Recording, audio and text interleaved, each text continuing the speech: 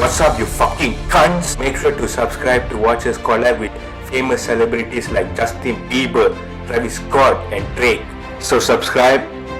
Fucking subscribe. What's good, ladies and gentlemen? So for today's video, we are reacting to top 10 real tricks that fast food companies don't want you to know. So let's get straight into this.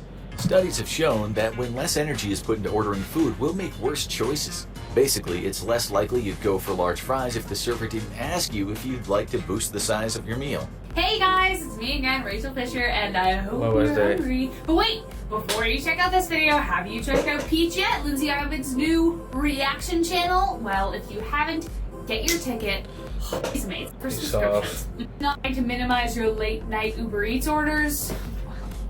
This is the video for you. Today, it's my job to be the bearer of bad news as I review our top 10 real tricks that fast food companies don't want the you to green know. skin Starting is with number just 10, fast food restaurants may seem like the cheaper option for a night in, but be careful what you ask for. They use a lot of tricks to get you to spend more money, so whatever you do, don't ask for extra. Extra is the magical phrase that announces to a clerk that they can add an extra $1 for that dipping sauce you love so much, or for a dollop more of guacamole. You know what we're talking about. A cheeky trick to get more of what you want without increasing the price is to politely say after you've checked out, "Oh, can I get a little more of that?" Usually after you've cashed out is best. As someone whose first job was in the fast food industry, I can attest to the fact that due to pressure to get orders out, the cashier might just be a little too lazy to ring you back up. Also, if you want to keep saving more money, order from the cashier, not the touchscreen consoles. They are specifically designed to upsell you and make you feel less guilty for buying more.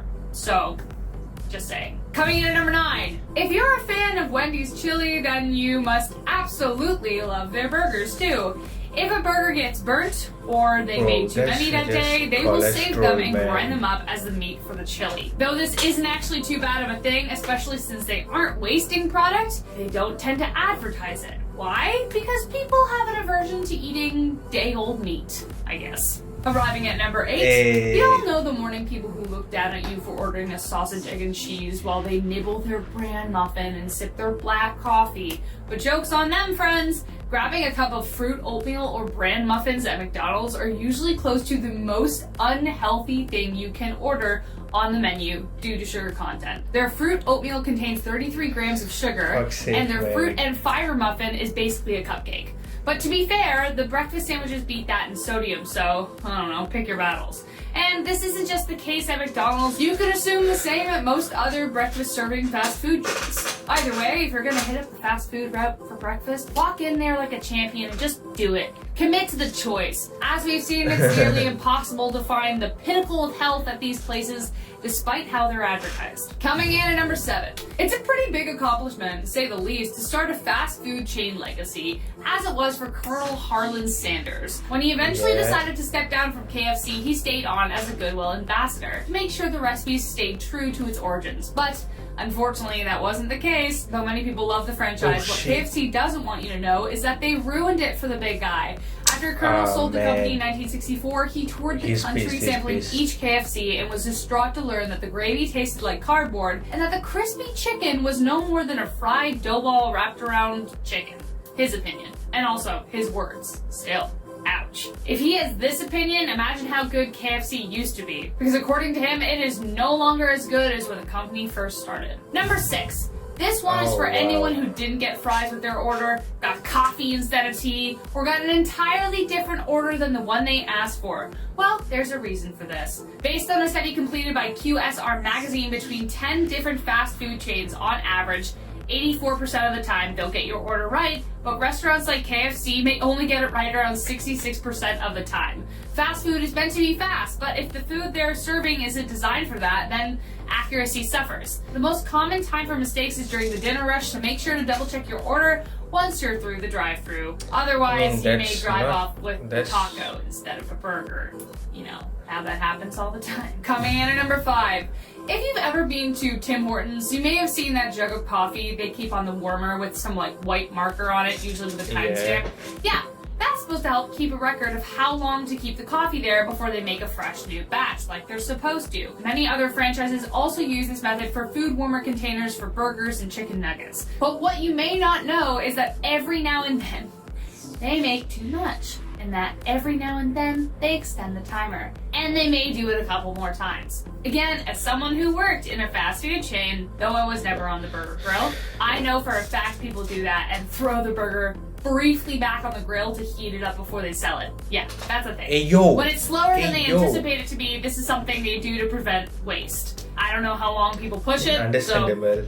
keep that in mind. A good trick around this to make sure that you get the freshest burger is to ask for a new one to be made fresh. They'll usually do it. Coming in at number 4. Who doesn't love a good blizzard on a hot day? Or an entire ice cream cake to yourself even though it's not your birthday?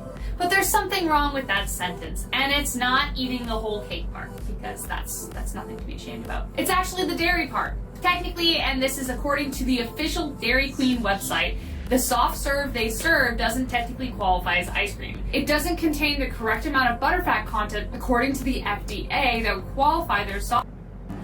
Instead of just watching, start investing and earning from Netflix. Shut up.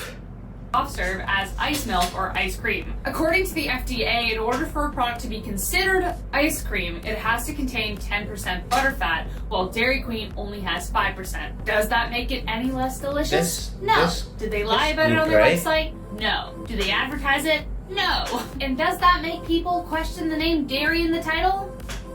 Yes. Number 3. Before we fully arrive at our top 3, make sure to press that like button if you like this video. And as always, like and subscribe for subscribe more. We love you. Look, we to all this love a channel. little bit of barbecue. And fast food companies try to make their patties look extra mouth-watering with those oh so sexy grill marks. But I got some bad news for you, which you can probably guess. They're fake. It's all fake. It's a lie. Most burgers, like the place I worked at, cook the burgers on a flat surface, so how would they even get the grill marks? Chains add the marks for exactly the reasons described above. They make the burger look pretty, but instead of being earned on a grill, they usually leave the factory looking that way, either through branding or food dyes. But hey, at least it looks like it was grilled.